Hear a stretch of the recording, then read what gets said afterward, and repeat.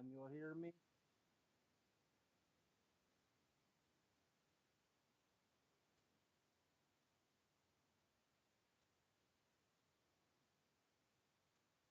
Yeah, I was like, oh, also I have to use these earbuds because my headset broke. Uh, your yeah.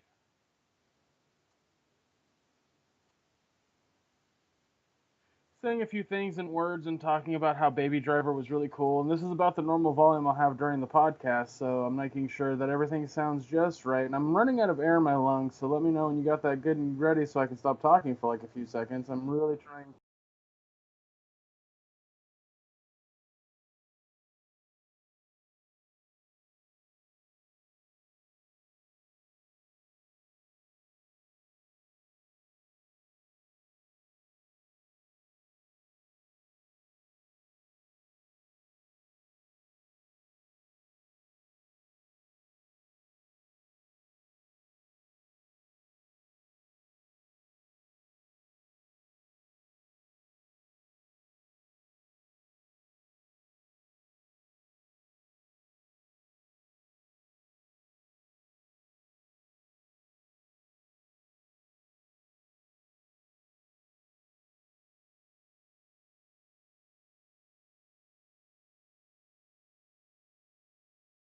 So Greg, I mean, I'm not sure if I need to tell you this, but some of your shirts are kind of crappy. I mean, you know, What do you mean by crappy? They got like a sweet little pocket right here. I mean they That's could be better. I mean, there's a place I know where it has lots of cool stuff.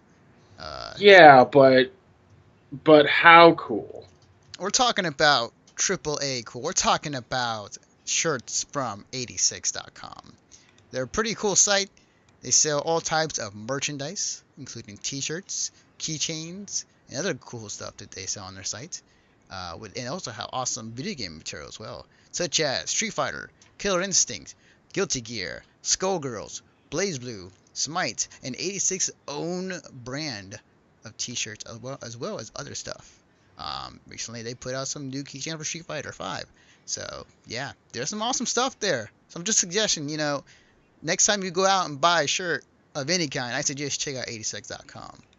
And if you want to support us and them at the same time, please use this link in your web browser to check out 86.com. Put in www.86.com AFF equals 4. Again, www.86.com AFF equals 4. This link will tell them that we sent you and that we're cool with them as long as you're cool with us. Thank you and enjoy the show.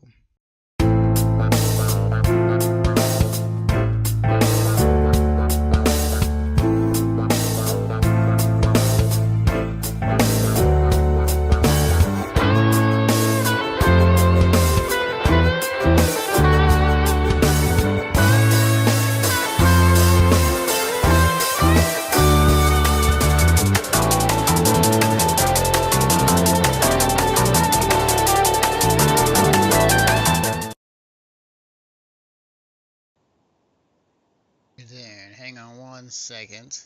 This isn't a podcast without my music. Hang on. Play? Huh? Huh? Oh, there it goes. There. Oops. Hang on. There it goes. Okay. Third time's the charm. Again, eventually. Yeah, definitely. Hello everybody. This is Anthony. To be honest, from MissionStarPodcast.com, and you might notice a few new things on this layout. First of all, before I get into it, let me introduce to you the man who is always there, and I should close my door because my mom's making food right now. Is none other than Greg Dietz. Hey, do I have a camera? Yeah, I do. Okay, hey, look at my face. Look at it. It's not shaven in like 4 days. Yay! That's not shaven in 4 days. Uh-huh. I don't grow hair fast. Welcome to being called not a man because my facial hair sucks. Got that baby face. So before we get right into the news, a few things you might have noticed in the new overlay. For those who are listening at home, there's a new overlay now for the Mission Star podcast Twitch stream. So now, up in the top, you see that they have a new thing called Noob Subs for any new subscriber that subscribes to this Twitch channel, which we can do now. And below is the kind of advertisements and whatnot as far as 86 and commands. You can check them out as far as our website and everything else. And on the side here, so I replaced the side over here of where we used to put our kind of image of go support us on Patreon, which now you can view on the bottom of the screen when it pops up. Now our topics are going to be on the left side or right side, however you watch this, of the screen, and we're going to go topic by topic, basically kind of PTI style in a sense. So yeah, we're going to do it this way. It actually, from just looking at it now, it actually looks better than before. But yeah, I also forgot to mention we got sub button. So yeah, I'm super excited. The emotes all the emotes were just submitted today. So hopefully I'll see them by tomorrow, maybe if I get lucky. But yeah, new things coming to the channel. New things coming for us. I'm pretty excited as far as the future holds for us. But enough of that. Let's say we get into the news. Alright, so first news topic of the day. It's about Destiny 2.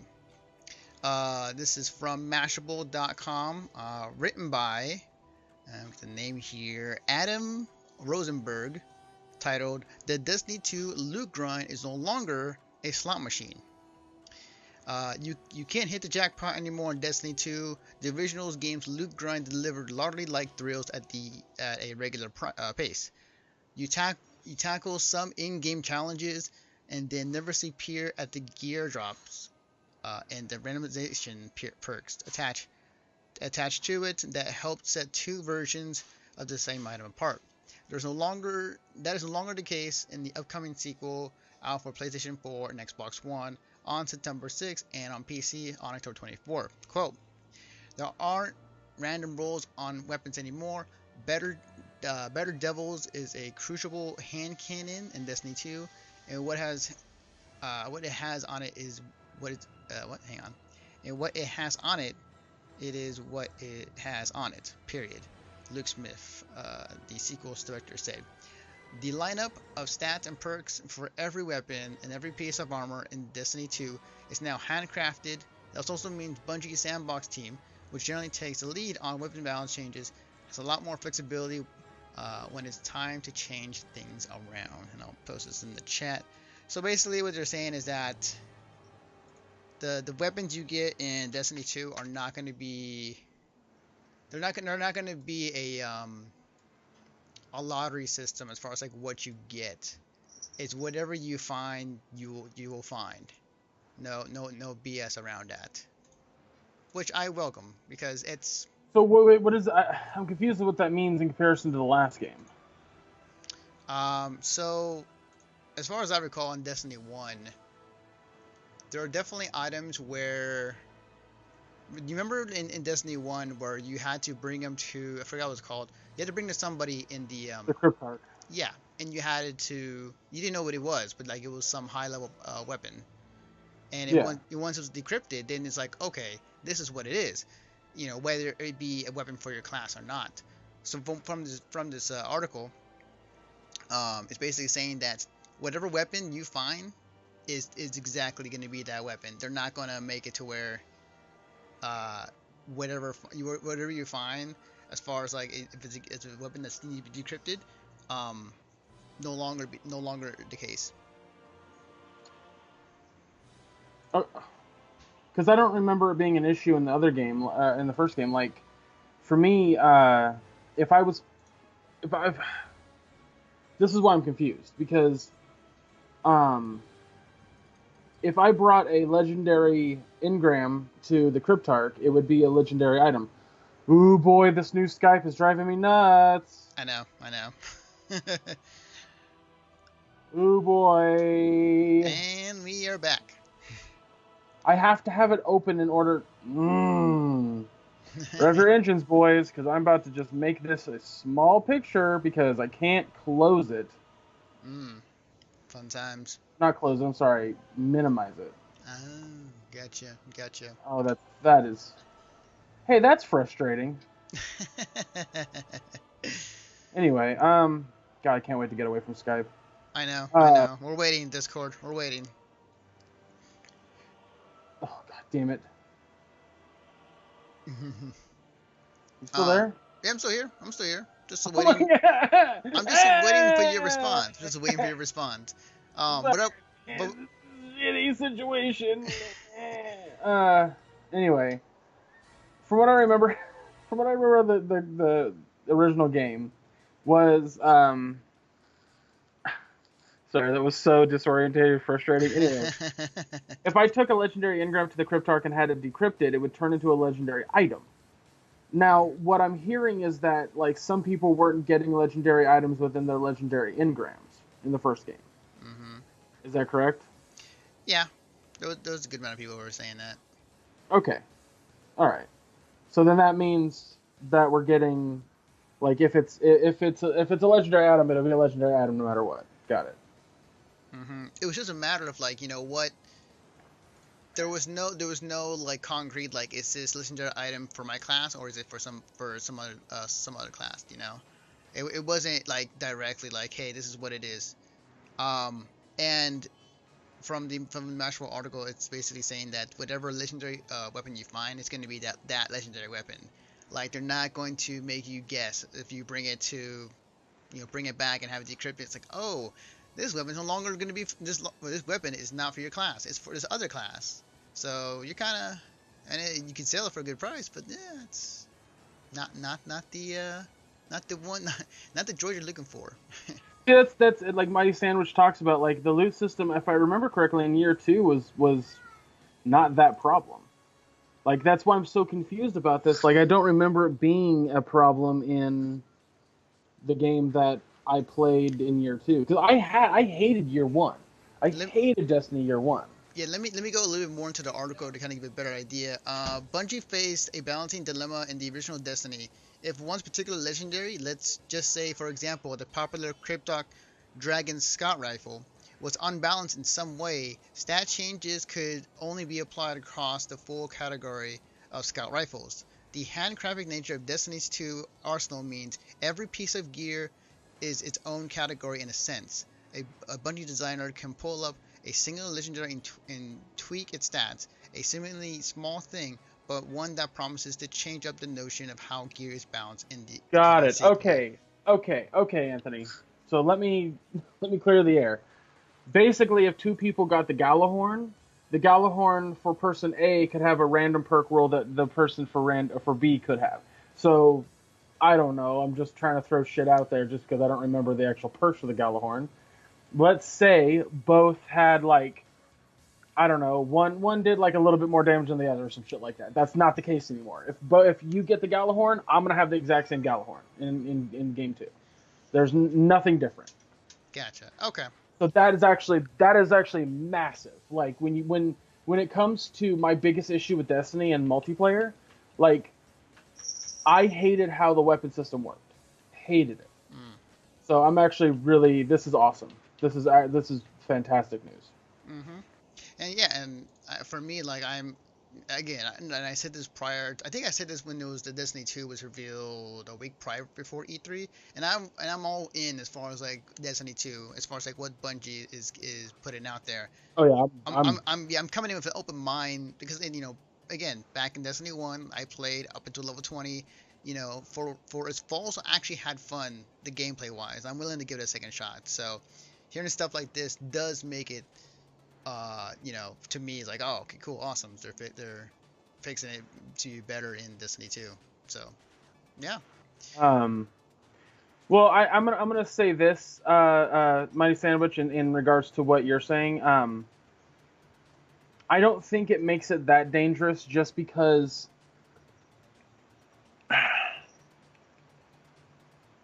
If everybody has the same gun, if everybody has the black spindle and it all does the exact same thing, it doesn't really change the PvE aspect. I get what Bungie's trying to do. They're trying to make it so that way it's less of a pain in the ass for some people. You know, grinding for that one gun and then like you get it and it has a terrible roll, so you go and try to get it again. But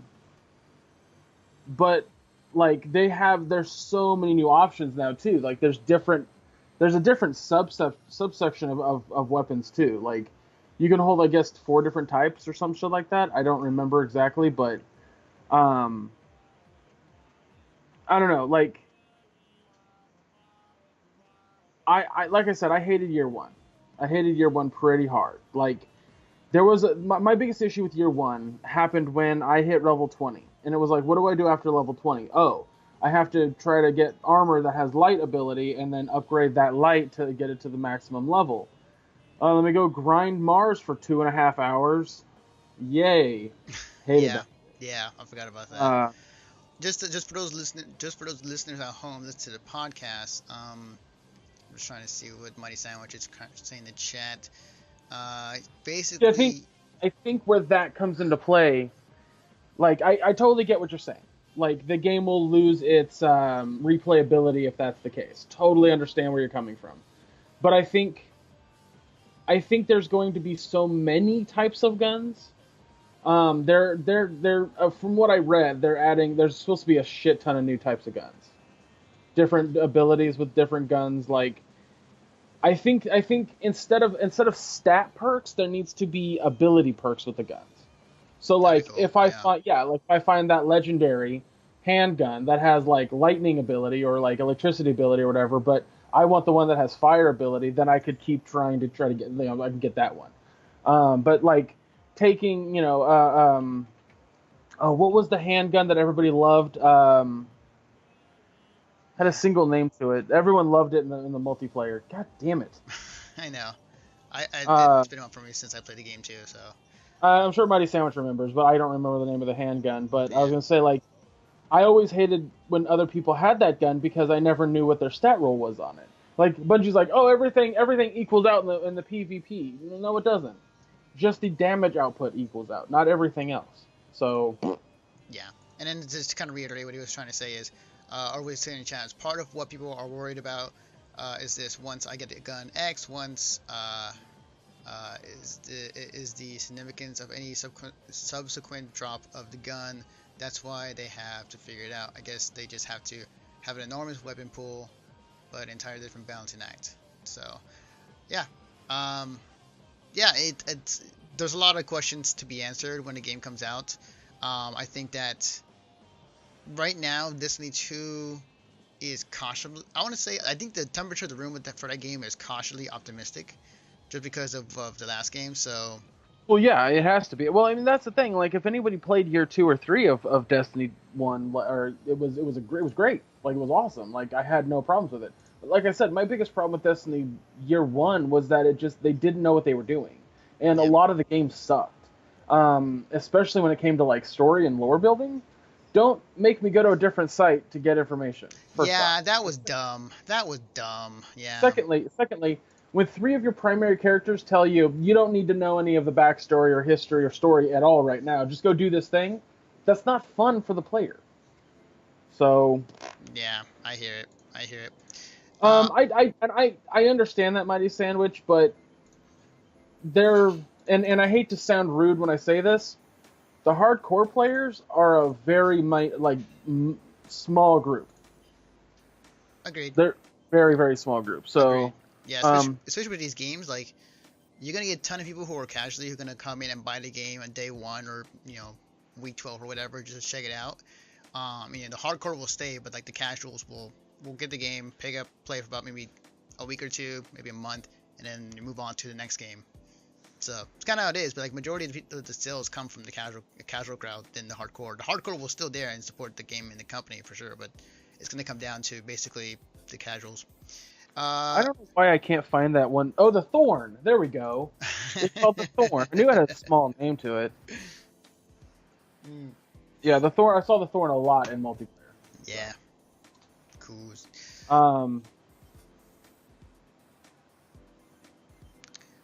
Yeah, loudest, maybe the loudest, but at the same time, I don't think Bungie and Activision are listening to the hardcore community.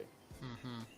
They want money, and money's going to go towards or going to come from casual players. So Yeah, it's gonna come from them for sure. I think in the long run, yes, the hardcore will support them and give them, money in the long haul. But it's gonna come from the initial burst, the initial launch is gonna come from the casuals. So for sure. yeah, yeah, Mighty. Yeah, Mighty's telling me that the Thorn was an exotic, and I couldn't remember what it was technically. So Gotcha.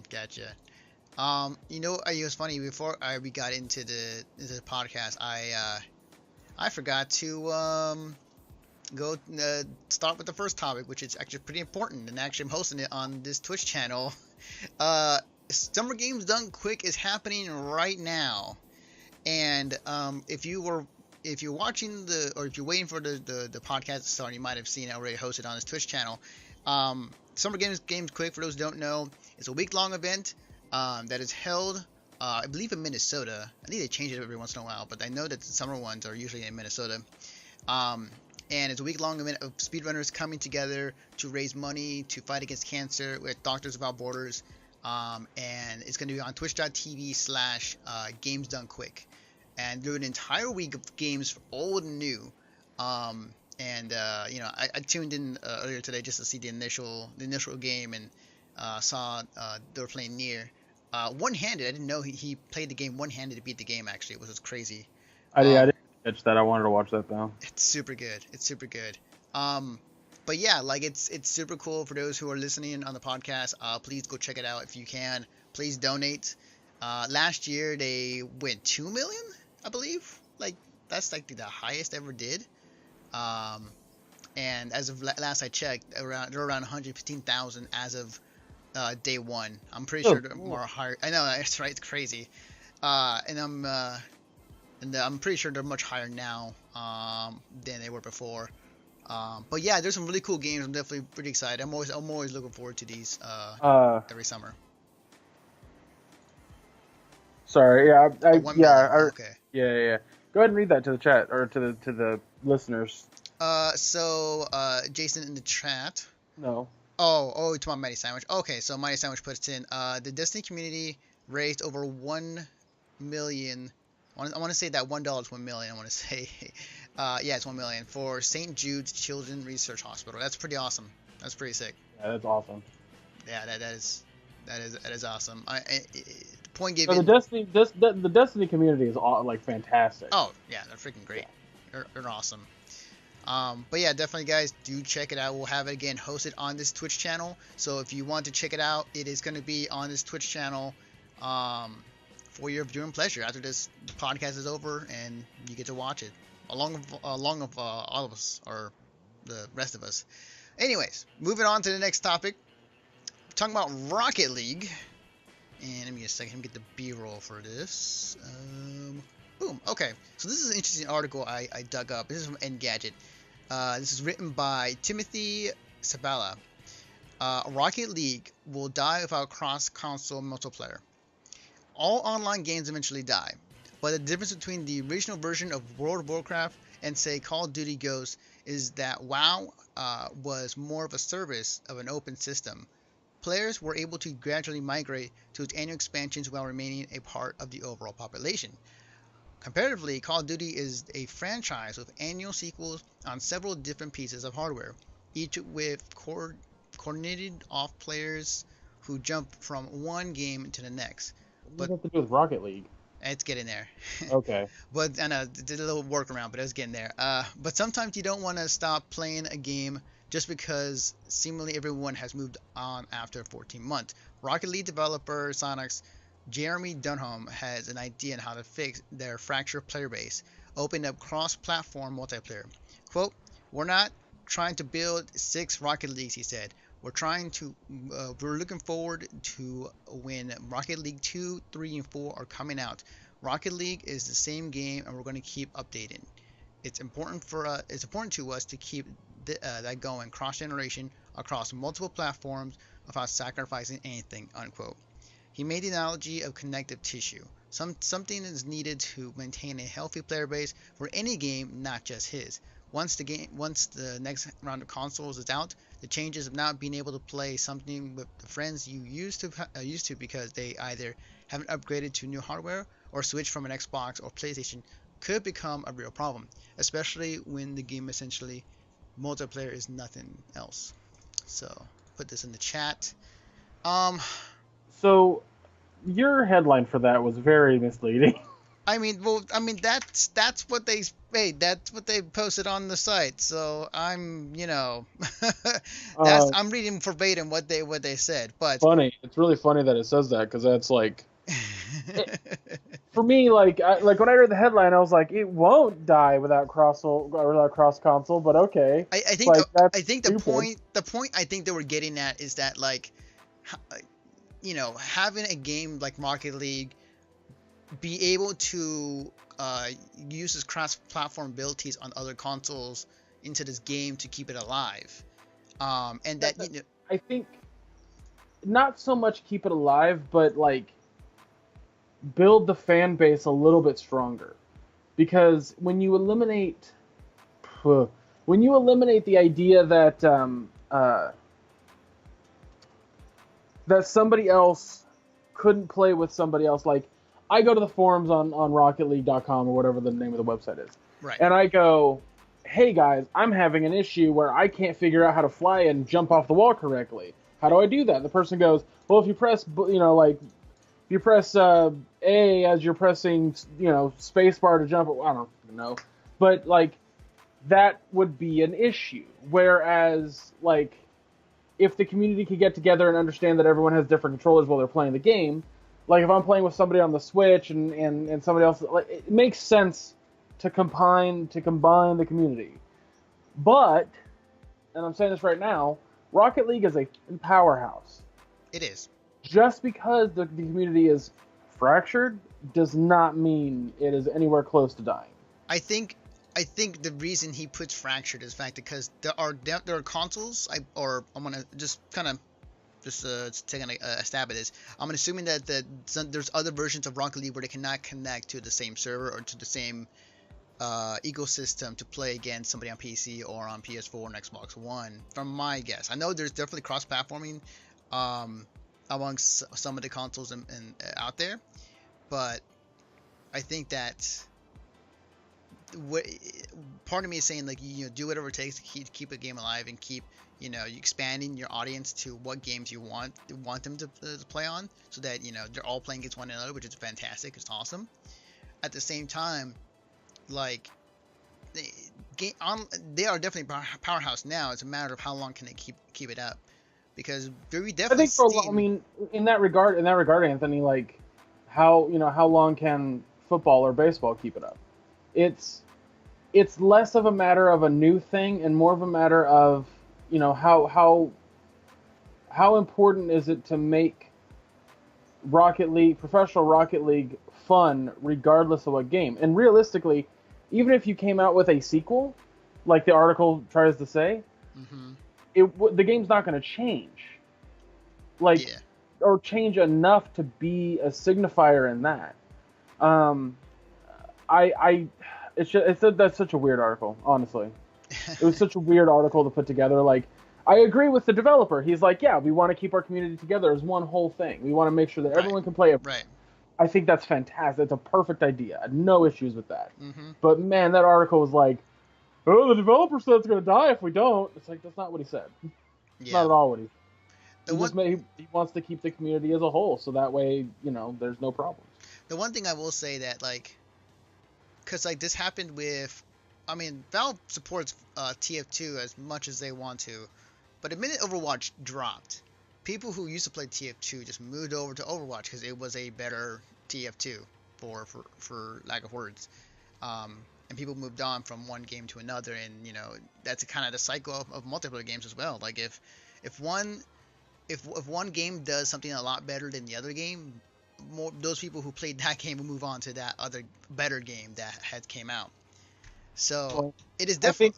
I think the chat's kind of making a point here with Jason and Mighty Sandwich are talking about how like a lot of the problems that come from cross-platform connectivity is that if person A has an Xbox, person B has a PS4, and those two want to play together, Sony's like, buy our system, and Microsoft's buy our system to play with your friend.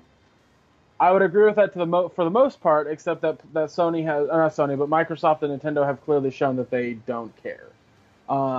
That they want people to just play the games and have fun. I think Sony's the one that's being a butt for that one right now. Yeah, like I remember, I do remember hearing that, we had a conversation on this podcast as far as like, cross-platform and, Sony being the one not wanting to budge when it comes to the idea between, Xbox One and Sony PS4, but, that's an entire conversation for another day. But yeah, it's a weird article. Yeah, but no, I mean, I think it's important to mention only because like we're talking about cross-platform and how important it is. And it's absolutely important. Like, keep that in mind. Anthony and I are 100% on board with that. Right. But yeah. but it's a situation of like, could a game like Rocket League survive without it? And I think absolutely it could survive without it. Yeah. I think Rocket League in itself could last another 5 years without a sequel and be fine. I think so too. It's still, again, like you said, it is still a pretty big powerhouse, and it's gonna be around for a while. I think that, unless something happens, unless somebody makes a better Rocket League, it's gonna be pretty hard to knock them out. But yeah, I mean, it will definitely see in the future. I think that, the companies like, like you said, like I think that Microsoft's more in the thought of people having fun with the game, not more or less like we got more users playing this game on our consoles to come play with us, So yeah. Also, want to throw out there, I didn't put this in the story, but I had a little side note. The Rick and Morty are coming to Rocket League in the form of like I guess they're hats per se, but like they have, yeah, it's like hats, but like the antenna is like Rick or Morty. So I'll put in the chat for those one to check it out. It's actually pretty hilarious. It's great. It's pretty awesome. I have a gif of it showing off. It's pretty cool. Yeah, I'll be playing a little bit of Rocket League when that stuff happens, so I can get some of it. Yeah, it's pretty sick. Okay, so moving on to our next story. And this is one of the big stories that came out in the past week, in my opinion. This is from Kotaku.com. Hang on, let me get the actual commercial for this, actually.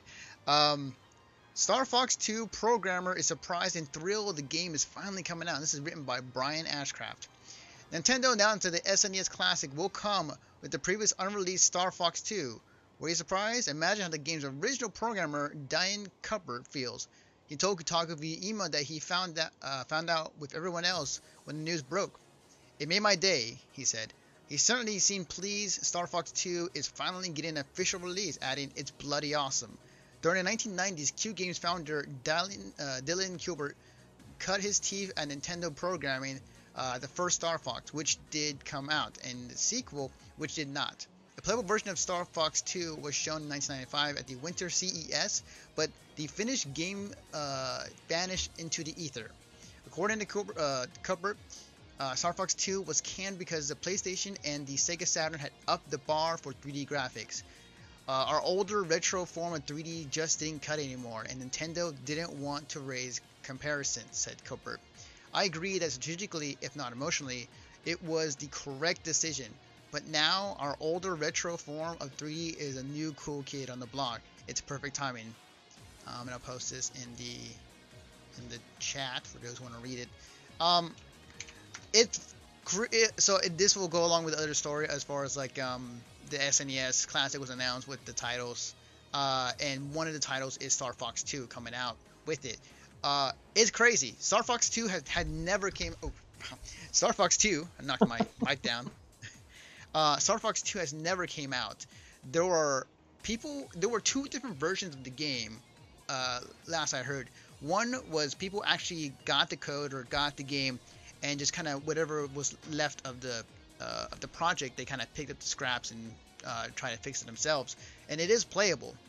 And there was another version out there, I can't recall as far as like how that went, but basically like the game never came out. It was near completion, as the article said.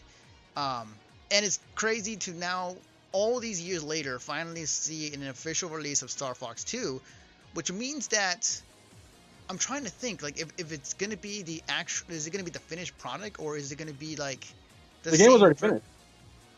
Huh? The game was already finished. Have you ever heard of that? Have you ever read that interview with the one of the developers? I did not know. He basically talks about how, like, he talks about the reason why Star Fox 2 never came out, and he was saying that the game was finished. It was ready to ship, like done, right? Mm-hmm. But Miyamoto specifically was very much against it because the N64 was like a year and a half. They thought it was a year out. They were like, it's going to come out next year, but it came out a year and a half later. Right. Regardless, they didn't want Star Fox to come out and like it looked 3D and it's the FX chip and all that jazz to overshadow how cool the N64 graphics were. So it got canned. It got canned after it got finished. Wow. So it's the full game. It's the 100% full game. So Wow. I was as surprised to see it too. I thought it was never going to see the light of day. But this is also what's going to sell. Oh, well, I mean, honestly, you could just not have this on the fucking thing. Oh, And it was man, yeah. There's so many. I mean, we'll get into it in a minute, but like, there's so many great games that was announced for the SNES Classic. Oh man, it is a field day of stuff. So to answer some questions in the chat about this thing specifically, Mighty Sandwich, is the Sega Forever the 80, like the Sega thing that has 80 games on it? If that's the case, yes, we have. Jason, the Star Fox 2 will only be on the NES or the SNES Classic. And there will not be another ROM or download, as far as I know. They might re-release it as like a downloadable thing on the Switch. We'll see. I don't know yet. But oh yeah, guarantee people are ripping it off of that thing and putting it up on like. Yeah, I was about to say, like, there's more than likely that thing's gonna be torn apart and like those ROMs will be uploaded up at ASAP. Yeah. But yeah, so like it's absolutely surprising to see it. Like I don't think anyone was like, oh my god. Yeah. It's super cool. I'm really excited the fact that this is happening. We don't get like these games. I mean, this circumstance nowadays. Like we have games which have been in development hell or have not come out in 10 plus years and finally getting released. But these games we've known for a long time. This one in particular, the fact that Star Fox 2 is getting a release years. We're talking about, I want to say decades. Like it was supposed to be releasing for the console but never did, or finally getting that in 2017. And and right timing too, because like it's retro gaming is still is actually the art style and the way that games are today in some cases are actually really popular. So yeah. I want to get an SNES Classic just for that. Yeah. But also, like people pointed out, like why are you gonna spend? Is it $80? It is $80. Yeah. Yeah. Why are you gonna spend $80 on something you could just wait to get the ROM? And I'm like, because it looks cool on my shelf. I know. I will say though that one big question I do wonder is, will it hold up today? That's the biggest question I'm kind of wondering. So, a lot, like most of the games that are on the SNES Classic will hold up today, just because those games are just good in general. I mean, I'm talking about Star Fox 2, not essentially. Hold on, let me finish my thought, Anthony. Okay. I make a joke. Not like the N64 games that don't hold up for jack today. But also, I think that the crowd that's going to enjoy Star Fox 2 is the same crowd that's like super stoked that Star Fox 1 would be on the SNES Classic. Does Star Fox 1 hold up today? Not as much as you think. The definitive, in my personal opinion, regardless of my opinion on the N64, is Star Fox 64. That's the definitive one. They remade the entire franchise based off of that one. These two Star Fox games on the SNES, like sure, it was the first games in the franchise, but they technically aren't canon. Yeah. So there's that. But yeah. But yeah, I think will it hold up today? Yes and no. It's hard to say. Like we've talked about this on the podcast before, like when they announced World War II for Call of Duty. Yeah.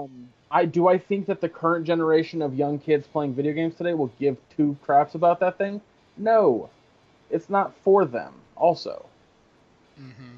So Yeah. will I, a 34-year-old man who played the original Star Fox and beat it multiple times, enjoy Star Fox 2? Probably. Yeah, that's true. That's true. Each their own. Like some people will enjoy it and some people will not, and they're gonna have definitely a different mentality as far as like people who played the game that maybe younger now. As far as like maybe their first game was like on an Xbox. Well, for us, like our first console was like the SNES or the NES.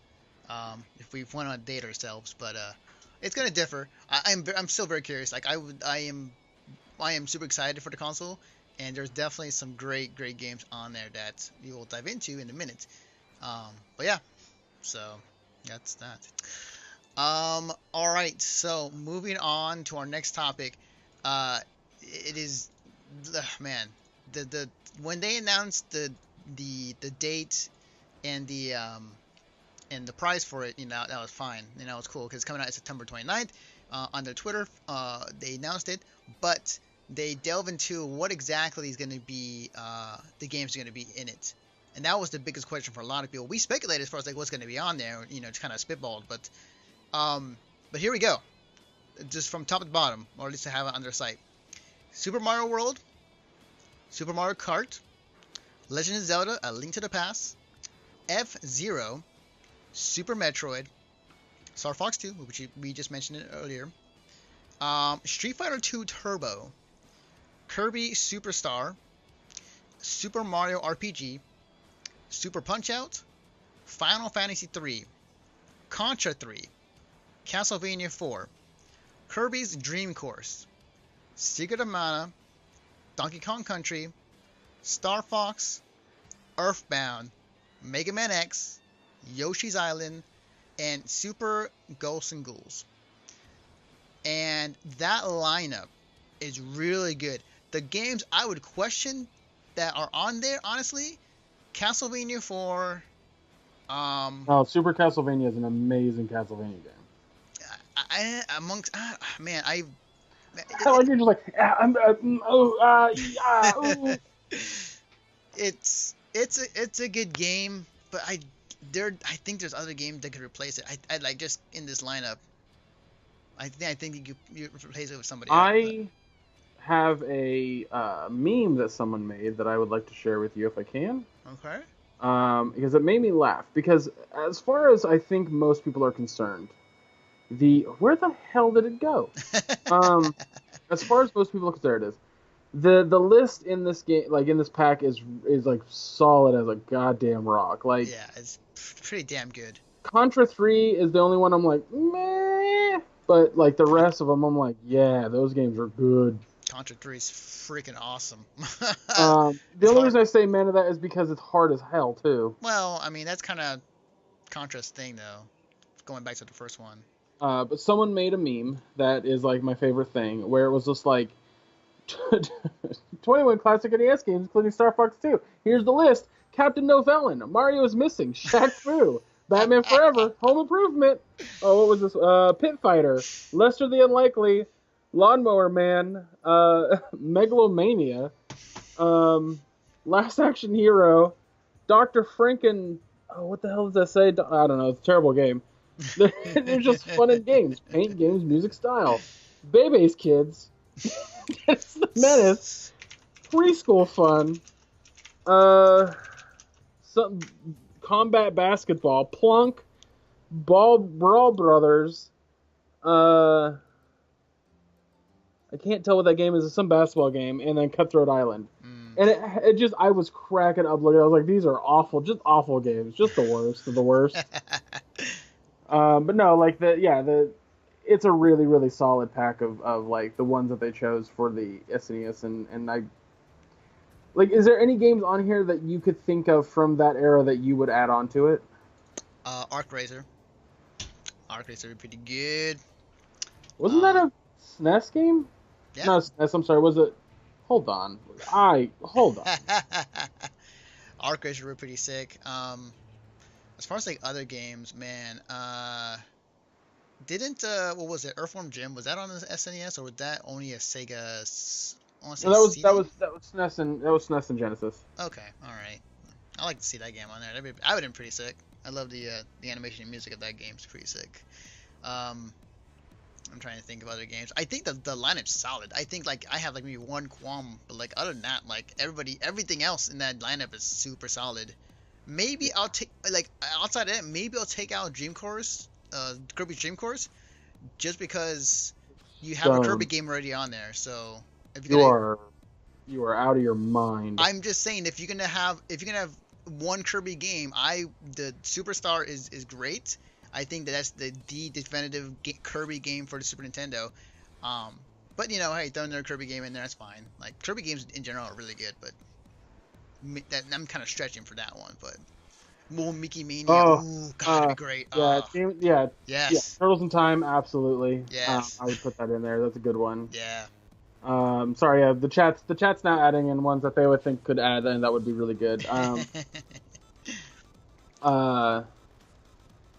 Why are you looking that up? Here's the thing, Anthony. Like, Kirby's Dream Course is such a good game, though.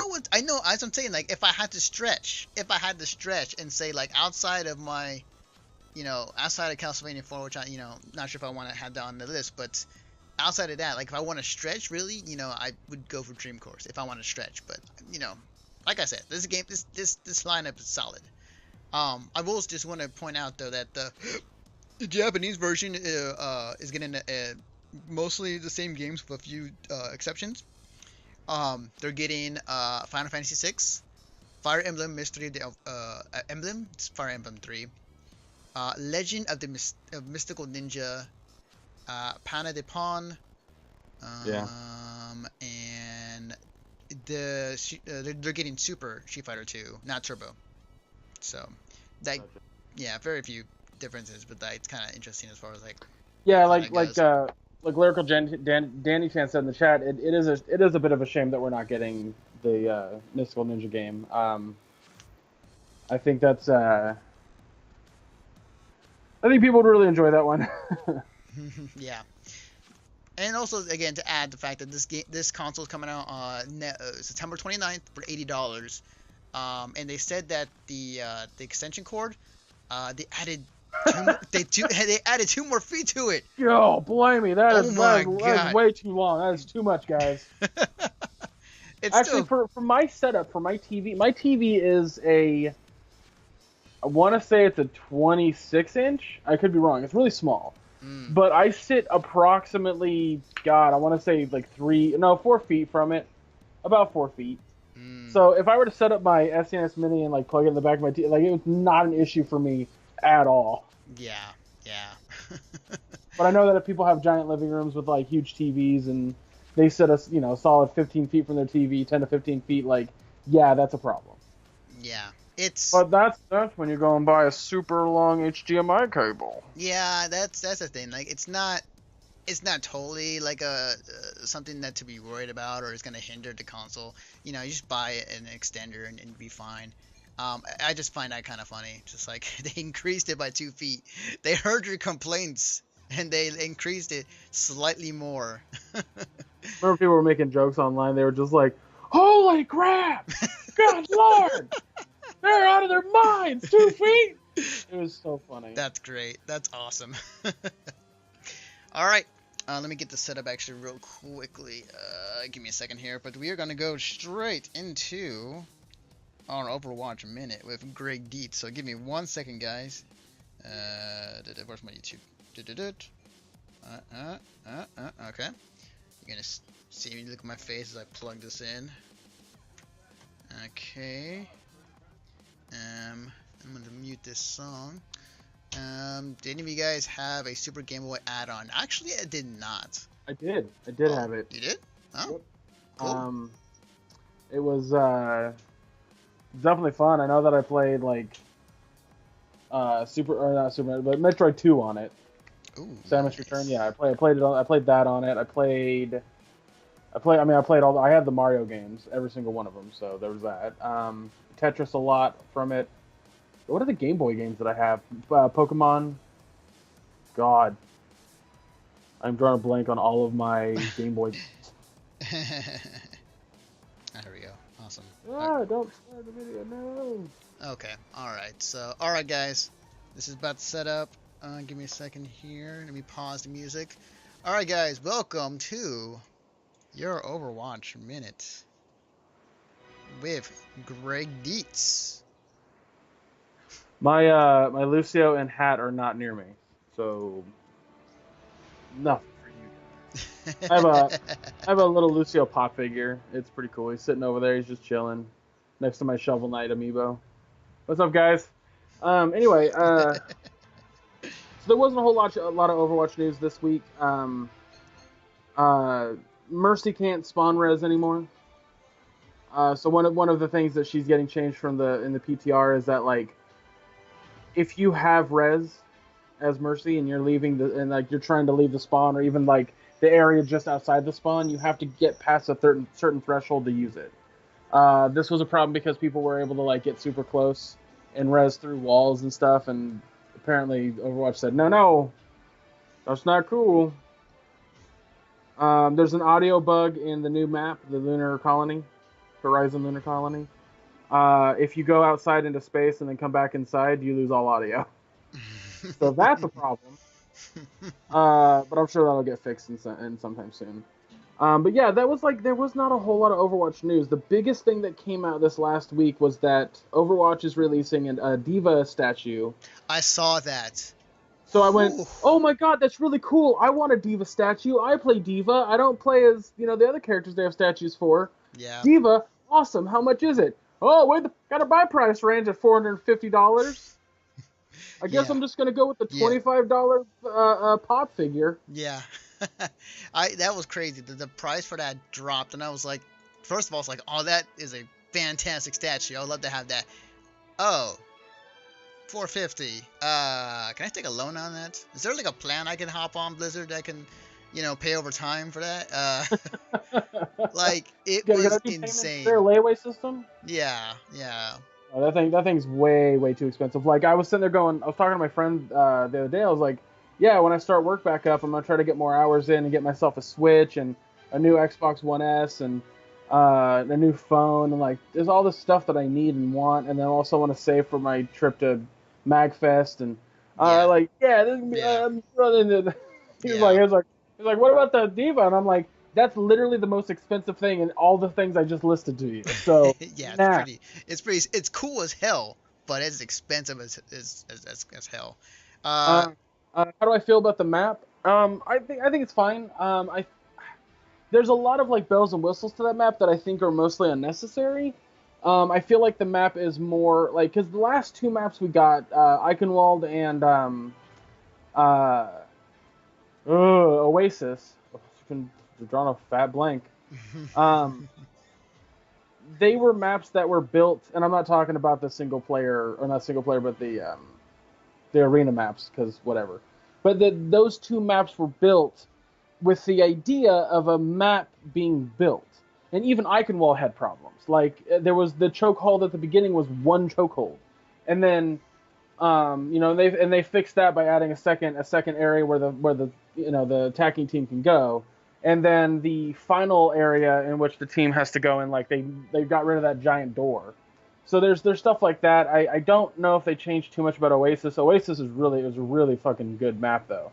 Like, all three for that. But Horizon, it just has a lot of bells and whistles that I just think are unnecessary. That being said, it's not a bad map. It's not a great map either. I think the map is more aesthetically pleasing than it is a functional, like, place to have a battle. But also on that same note, I haven't played it a ton. Unfortunately, I've been playing a lot of Friday the 13th. So I haven't had a chance to play it a bunch, but I don't know. I think it's okay. It's not my favorite map by a long shot. Like, I don't even know if I have a favorite map. I know that a lot of people love Hanamura, and Hanamura is like one of the more solid maps in the game. But I don't know. We'll see how they change it. I think the final, like, because there's two spots. There's two spots in which the attacking team has to, it's an absolutely different discussion. Yeah, it is. It's a good game, though. It's pretty awesome. The only thing that sucks about it is they're going down servers. But then again, that's what you get for a Kickstarter game that was only raised 100,000 over their initial. But anyway, I'm an over. The first capture point is really small and has 4 walls on each corner. So it's a little bit of a pain in the ass for the enemy team to even try to get there, or the attacking team to get there. Just on its own, it's a pain in the ass. But if they capture that spot and they get the second point is a much more open area that I like. And I think that the second half of matches in that are a lot better than the first half. So that's what I'm getting at when I said it's an okay map. All right. But whatever, you know.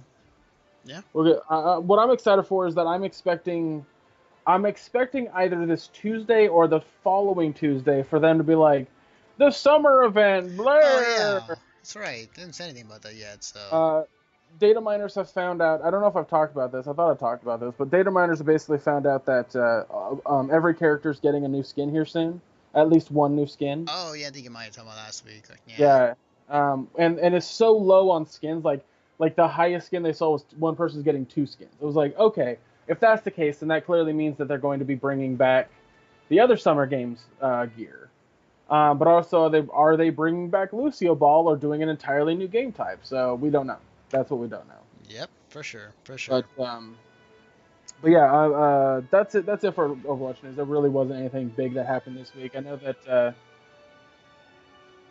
that's it. But that's it for Overwatch news. Yay! All right, there you go. That is your Overwatch news. Overwatch Minute with Greg Dietz. Okay, so now that we can go back to our normally scheduled music, I got one last news story for today. And then we end the show.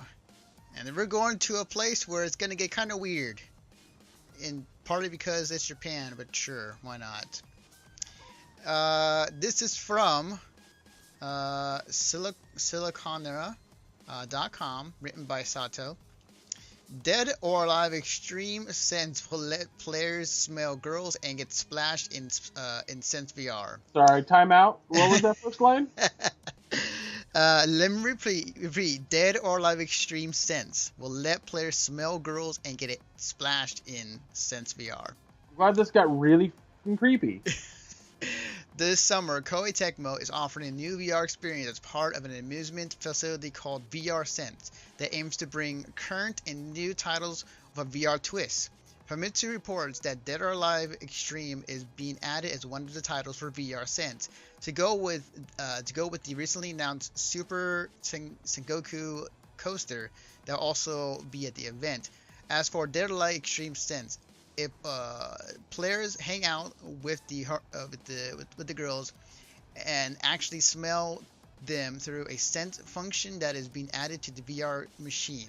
There is also a mistering function that will allow players to feel for the water that gets splashed in the VR experience. And let me actually bring up the actual picture. I got a picture. They had to put the post picture of what it looks like. Give me a second here. Let me actually bring it up real quick. Bam!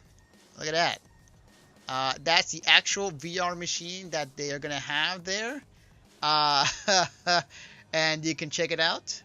Guests will be able to check out the VR titles using machines as shown in the above image. More details about the event will review on a later date.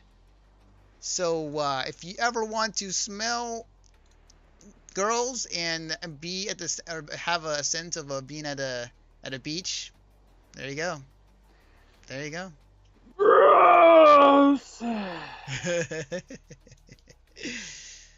Yeah. I mean, hey, I'm not here to judge. I'm really not. Look, people constantly misunderestimate the horniness of a nerd. Good Lord, Anthony, this story. My brain hurts because of it. I mean, what can I say? It was something I saw in the news feed, and I was like, sure. I agree with my sandwich. We just need another Dead or Alive game. Just the game itself, the fighting game, Yeah. Not a smell girl simulator. You know what's crazy? That game is still being supported quite well in the DLC. Like I remember seeing like it was like over $100 of DLC, and people were buying it because it's all the different costumes. So God. Ew. yeah, they know their audience. So Yeah, sure. I do remember when the first DOA came out, and we found out that there was like boob physics, and we were just like, "That's hilarious! Huh? We're teenagers, nah." Mm-hmm. And then we go to adult, we're just like, "Nah." It's the wave of the future. It's the wave of the future, man. It's the wave. If that's the future, I don't want it. Don't worry. Take it back, Marty McFly. Don't worry. Well, Your kids are racist. yeah. No, I'm sorry. Yeah. But that's gonna do it. I hope you guys actually just kind of going through this podcast. I actually really enjoyed the new layout. It's actually, I like it. It's really Yeah, cool. I do too. People can see what we talked about earlier, and Yeah. I like how you did. I like how you didn't cross off the Overwatch minute. That's awesome. Well, I mean, like I did, but like it's no BS. It's just there's some things I gotta handle afterwards and just kind of fix. But yeah, we come to the end of our show. So before we go, Greg, where can I find you on the internet? You can follow me on Facebook, Twitter, and Instagram under if you just search for Chub Rock Geek. You can find all the articles and reviews that I do on the Mission Start podcast. And you can find me every Saturday on twitch.tv/halfemptyetank. That is where me and a team of people stream every single day from 8 to 12 Eastern Time or 5 to 9 Pacific Time. We're a variety channel, variety streams, variety games, variety jokes. So definitely check us out. We're coming up close to... well, I should tell you about our main event. Our main marathon is the Mega Manathon, where we do 72 hours of Mega Man games at MagFest for Child's Play charity. That's our main one. And then we also do the Cinco de Mayo, which is on May 5th. We do 24 to 48 hours of Mario games to benefit a specific charity of our choice. Then we're going to be doing the Sonic Summer Jam or Summer Splash, Sonic Summer Splash. That's what it was. It changed from Sonic's Spring Fling just because Cinco de Mario kind of took that spot. Yeah. And Cinco de Mario is a real solid name. Yeah. It is. So yeah, we're Sonic Summer Splash, and that's to benefit charity of our choice. And I think it's a 48-hour marathon too. So those are the events that we have. We also do Extra Life every year that we can. We might have a surprise marathon at some point, but yeah, we do content every day. And I know that I'm working very hard at combining both Mission Start and Half Empty into one thing. Yeah, that'd be kind of crazy if I'm just thinking about it. Like, what if we merged? Like, what if like we end up just like, I don't know how that would work. Half Empty Mission Start. Yeah, like how would that work? Half Mission Start Tank. I mean, not the name, but like just in general, like that'd be interesting. Maybe one day. Who knows? I think, for me personally, I'm just throwing this out there. I like that they're two different things right now. Having you guys as a vehicle to put my opinion out there when it comes to gaming news, and then also like article or reviews, is really fun. But then also having Half Empty as the vehicle for me to kind of stream, and the ability to go to MagFest every year for a reason, and like do charities and stuff like that. It's great. Like I love both my different media outlets for two entirely different reasons. Yeah. But there's always an opportunity to combine them for whatever reason. So I'm always happy to facilitate that, and I know that the guy that runs the channel and other people within the channel love that, like, I'm making it happen in that regard. So that's awesome. That's awesome to hear. I think you're right, Mighty Sandwich. I think if it does happen, or if we come together for an event, I think that me and the head of Half Empty have to do the fusion dance, combine both parties, both heads into one being for that weekend. That'd be cool. That'd be pretty awesome. You can follow me on Twitter at DefectiveNaruto. You can follow the work that we do on our website at missionstartpodcast.com. And if you enjoy what you saw today, if you enjoyed our conversations about our video games, hang on, I'm gonna go back. If you enjoyed our conversations about video games in the past week, check out the podcast, which is on iTunes and Stitcher, and as well as on our website at missionstartpodcast.com. Actually, I got a command for that now. Check this out. Yeah. Oh. So now you guys can check it out right there from the chat. Look at that sweet 3-year-old technology. Boom. But yeah, definitely check it out, and of course hit that follow button on this Twitch channel. We are live every Sunday night at 8 p.m. Pacific time on this Twitch channel for your weekly video game news. If you enjoy us talking about conventions, we go to some of them. We talk about our experiences and our thoughts as far as like what they get done better, what was worse, what happened. Check out the Conover, which is also on iTunes and Stitcher, and also debuting this week on Thursday, 7 p.m. On this Twitch channel. I will be debuting the Conover Live, where I'll be using the podcast feature to showcase previous coverage of anime conventions that we've been to and covered, into an awesome video cast of awesome stuff we did to showcase it to anybody who wants to check it out. It's going to be live this Thursday at 7 p.m. Pacific time, and you can also check out the podcast, which is also on iTunes, Stitcher, and on the website as well in the podcast section. Also, I like to remind you, remind people, the Conover Live, I will be conducting interviews with cosplayers, and I will upload those videos into the VOD. So you will definitely get a mix of new and old in that show. Last but not least, the Rolling 20s is a comic book entertainment movie. There's a whole smorgasbord of nerdy stuff in one podcast, hosted by Jeremy Wilson. You can check it out on iTunes, Stitcher, as well on our website in the podcast section. Yeah, it's definitely an awesome time to check it out. And they're usually up every Friday on our websites and podcast feeds. But that's gonna do it. Thank you guys again. I am pretty excited about the future of this Twitch channel now that we're subbed. We had that sub button. Yeah, we'll definitely keep you guys intact or in contact for us like future stuff, and we'll see you guys next week for another episode of Mission Start Podcast. See you guys later. Bye.